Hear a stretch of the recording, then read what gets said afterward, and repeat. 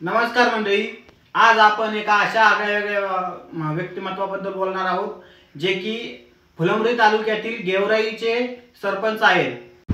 म्हणजे सरपंच मंगेश साबळे। त्यांना तुम्ही ओळखत असाल, कारण की ते नव्या आंदोलनाद्वारे सतत चर्चेत असतात आणि तुम्ही त्यांचे आंदोलन आजपर्यंत खूप सारे आंदोलन पाहिले असतील, जसं की डोंगाभर पाण्यात जाऊन बसणे, विहिरीमध्ये जाऊन बसणे, गावातील पाण्यासाठी साडी नेसून कार्यालयावर जाऊन संभाजीनगरमध्ये तिथे ठिय्या आंदोलन असणे, विहिरी मंजूर होत नव्हत्या म्हणून 4 ते 5 लाख रुपये गळ्यात घालून उधळत करून असलेलं आंदोलन म्हणा। हेच नव्हे तर त्यांनी मराठा आरक्षणासाठी सुद्धा खूप मोर्चे केलेले आहेत। त्यांनी मराठा आरक्षणाच्या वेळी स्वतःची गाडी जाळली होती आणि अशा प्रकारे नवीन खूप सारे आंदोलनं त्यांनी केलेली आहेत। डीपीवर जाऊन बसलेले आहेत। एकदा तर त्यांनी वेगळंच आंदोलन केलं, चक्क कपडे काढूनच ऑफिसमध्ये जाऊन बसले आणि जोपर्यंत मागण्या पूर्ण होत नाही तोपर्यंत तिथून उठलेच नव्हते। त्यांच्या गावातील गेवराईमध्ये त्यांनी असे नवीन खूप सारे विकास केलेले आहेत। एक वेळ तर एक काळ असा आला होता की एवढे आंदोलन करून काहीच काम होत नाहीत, तर त्यांना त्यांच्या पदाचा त्यांनी राजीनामा जनतेकडे दिला, परंतु जनतेने त्यांचा राजीनामा सुद्धा घेतला नाही, त्यांचा राजीनामा त्यांना वापस केला। असे हे सरपंच आहेत। म्हणजे माझा विकास होत नाही तर मी या पदावर बसण्याचा लायकीच नाही, असा बोलणारे सरपंच मी तर पहिल्या वेळेस पाहत आहे। असे सरपंच आजपर्यंत कुठं मी पाहिलेले नाही। आज आपण अशा एका सरपंचाविषयी बोलणार आहोत। आज ते स्वतः भिकारी बनलेले आहेत आणि भिकारी बनून ते छत्रपती संभाजीनगरमध्ये जाऊन त्यांनी आंदोलन केलं। पोलीस स्टेशनमध्ये गेले, पोलीस स्टेशनला जाऊन तिथल्या साहेबांशी हात पाय जोडून चक्क आंदोलन केलेलं आहे।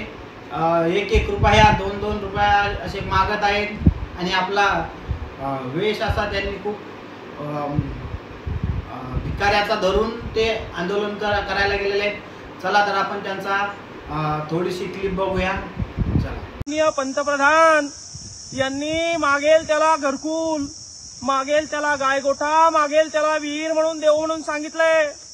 आणि मग अशामध्ये 6 महिन्यापूर्वी काही गोरगरीब कष्टकरी शेतकऱ्यांचे नावं घरकुल यादीमध्ये आले आणि मग त्यांनी घरकुल बांधले। पाण्या पावसाचं, वाऱ्या वावदानाचं, कुडाचं पत्राचं घर उडून जाऊ नये म्हणून त्यांनी घरकुल बांधले। आता इंजिनियर म्हणतं मला बिस्मिट पाहिजे, नाहीतर मग 25,000 रुपये पाहिजे, मला स्लॅब टाकताना फोटो पाहिजे, नाहीतर मग 25,000 रुपये पाहिजे।